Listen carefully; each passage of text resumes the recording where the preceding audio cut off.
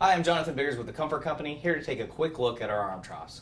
We have several styles here at the Comfort Company, one being the molded arm. This is a pre-molded arm trough. We also have our Comfort Arm series, which comes in our low arm, our standard arm, our tall rail, and our double tall rail.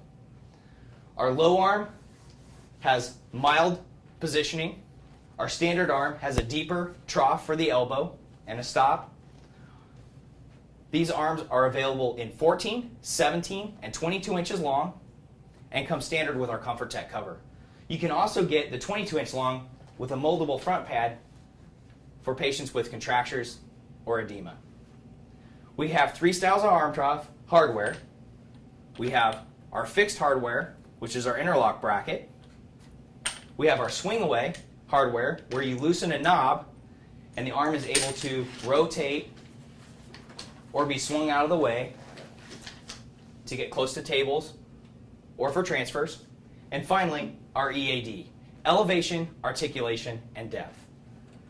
When I remove and loosen this toggle, I'm able to elevate the arm.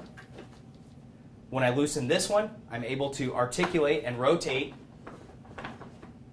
And you'll see here, this is our depth adjustment.